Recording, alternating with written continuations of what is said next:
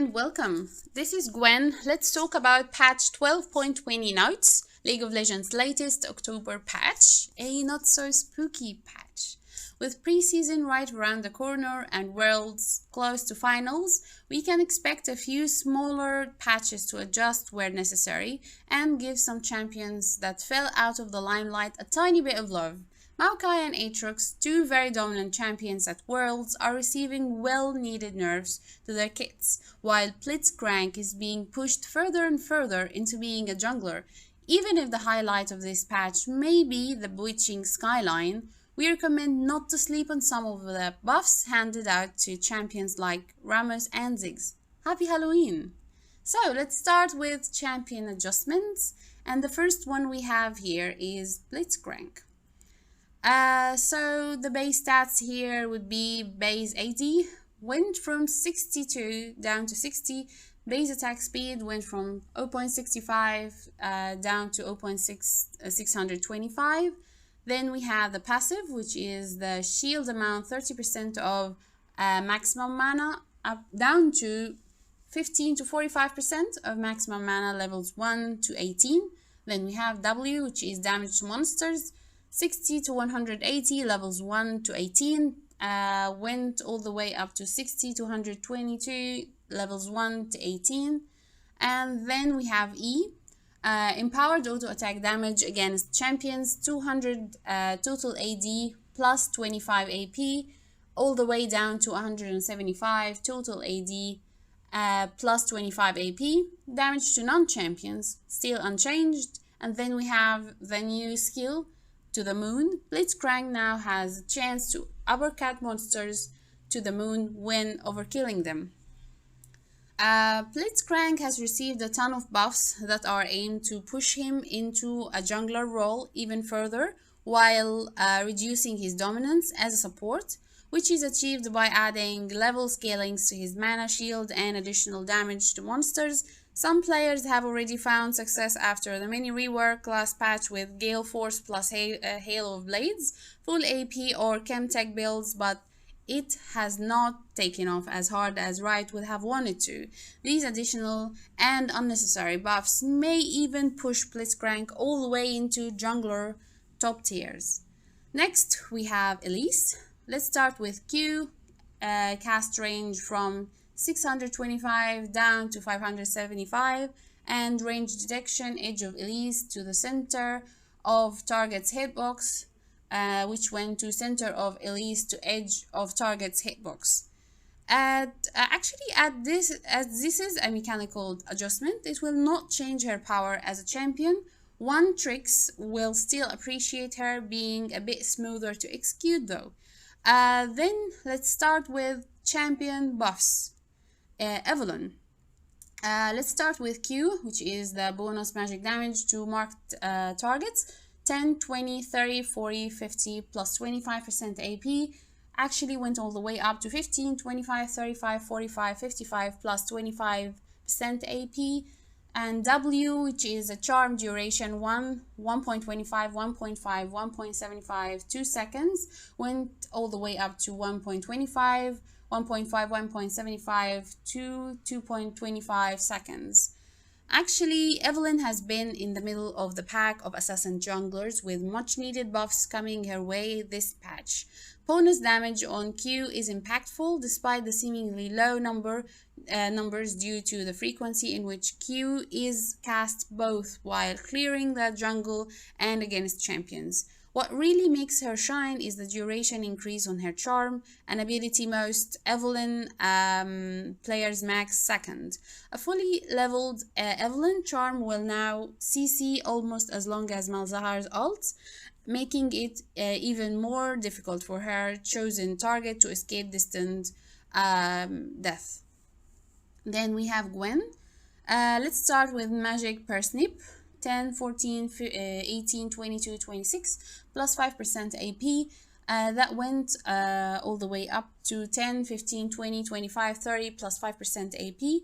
Final snip damage is 60, 80, 100, 120, 140, plus 35% AP.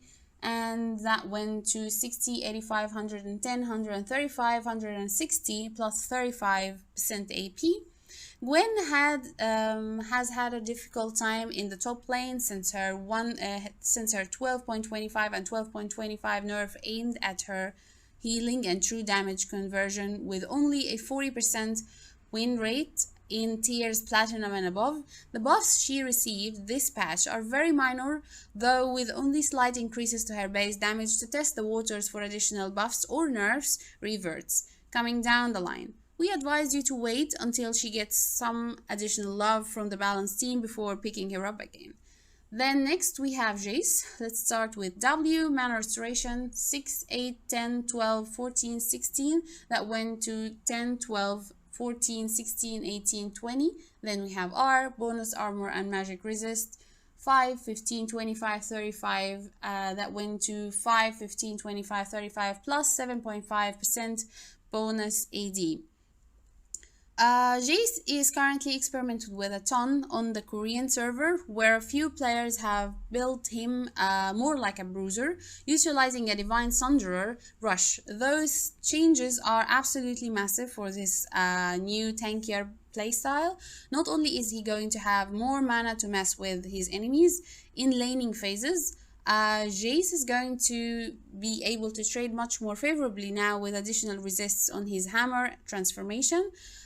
With both his early game harass and mana sustain buffed, he will have a much easier time staying relevant throughout the game, and we expect his win rate to shoot to the stars. If you always wanted to try out the champion, now is a perfect time to do so.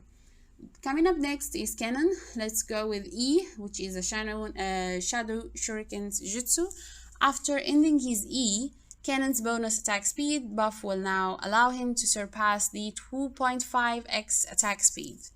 With Kennen almost exclusively building AP, he will never get to the point where this buff will be relevant to him unless you are planning to become reckless and go max on hit and attack speed items. This change will not affect you in the slightest.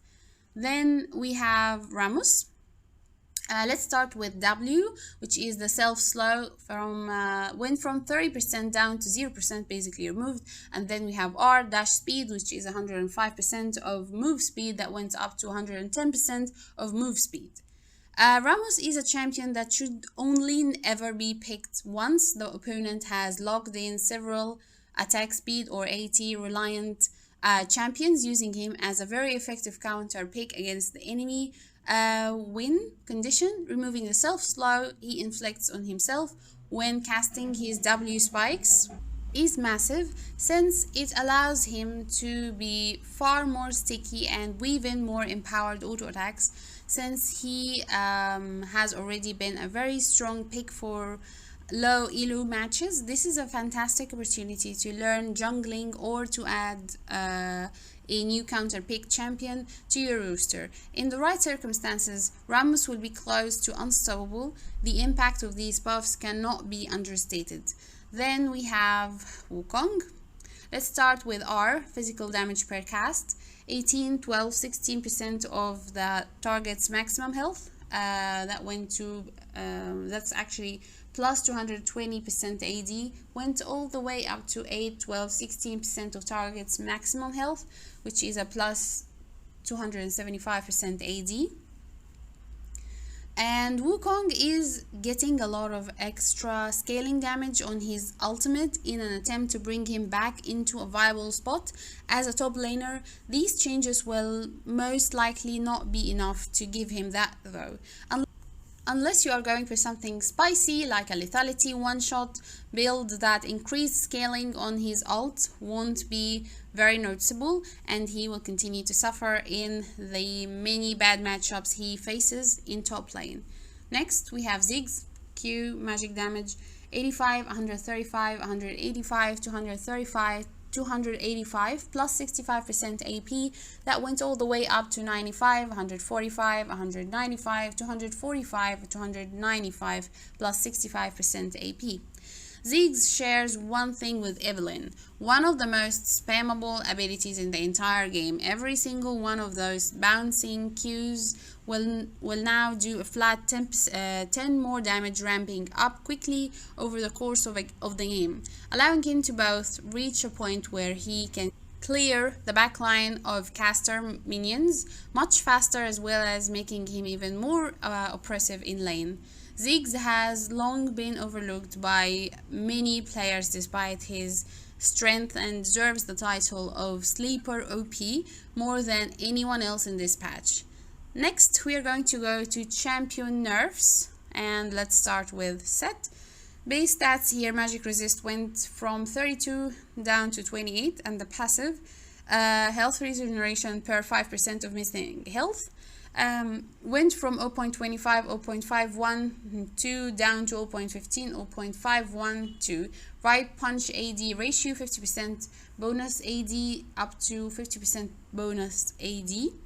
The magic resist and health regeneration nerfs are targeted towards Set as a flex pick into mid lane, where he will now lose a lot harder against mages that are able to constantly bully him while leaving his strengths in most top lane matchups unchanged. Against tanks, bruisers, and melee champions, he will do just fine. Actually just as fine as ever, sitting very comfortably at the 51% win rate. Then coming up next we have Maokai.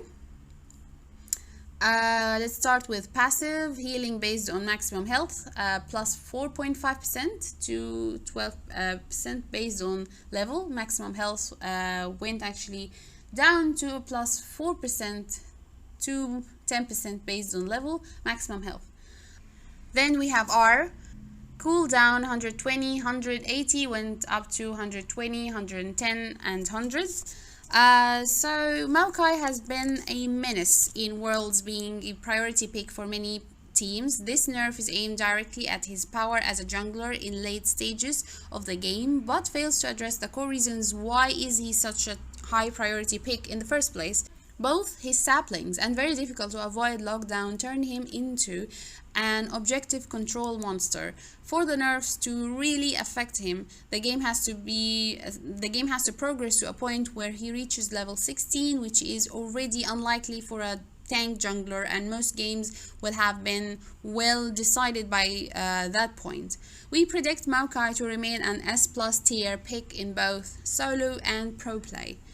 Coming up next, we'll be talking about Aatrox. Yeah, there he is. We'll be talking about his passive, a heal of 100% of post-medication damage down to 80% of post-medication.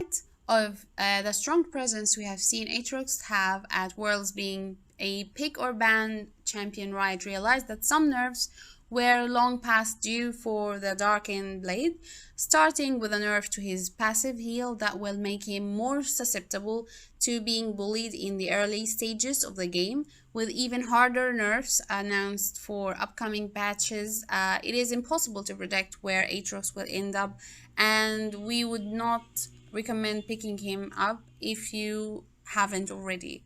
Next, we'll be talking about item adjustments, and let's see where are those. We start with Demonic Embrace. Yeah, there it is.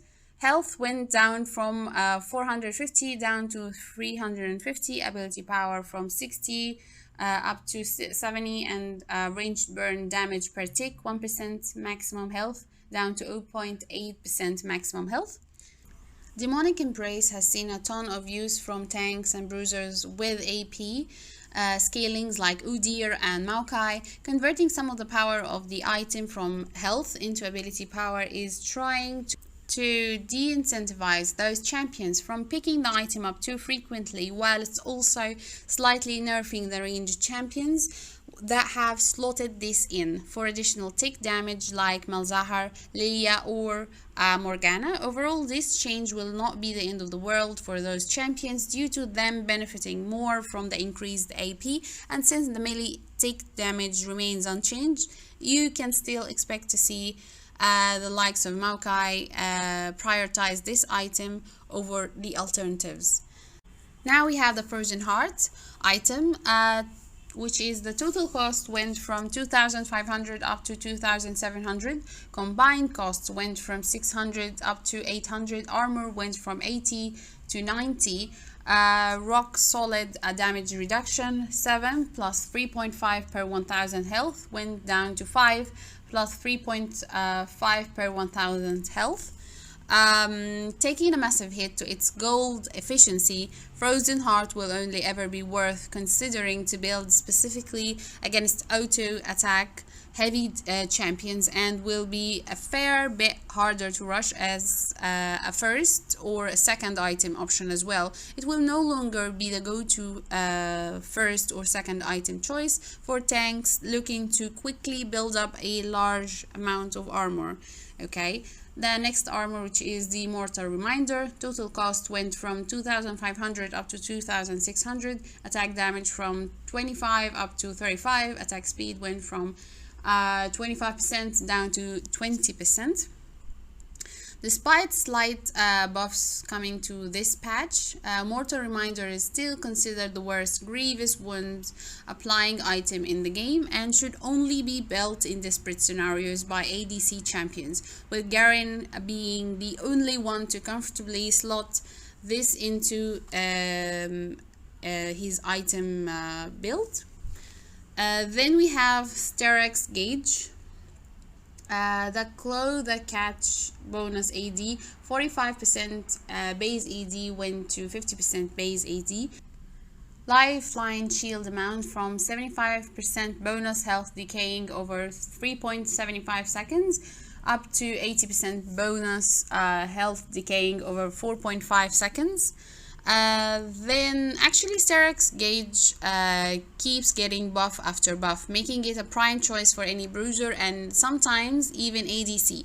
It is insanely gold efficient and can give bruisers enough damage and frontline survivability to be a considerable threat to the enemy backline. This item is a must build this patch and should not be overlooked. Then we actually have Ruin adjustments, lethal tempo. Bonus auto attack range went from 50 for melee champions and 75 for ranged, down to 50 for melee and ranged champions. Some of you may know that Riot likes measuring things in Teemo units. One Teemo unit being exactly 100 units in-game, having a 1/8 of a Teemo hitbox deducted from a max stacked ranged lethal tempo. User will make close to no difference to how the Ruin is used and how strong it fits certain ranged picks. It will remain as a viable choice for many ranged champions and attack damage carries. And that's it for this patch's update. For more information about the latest updates for your favorite champions, please join us at Rift School. Until next time, bye.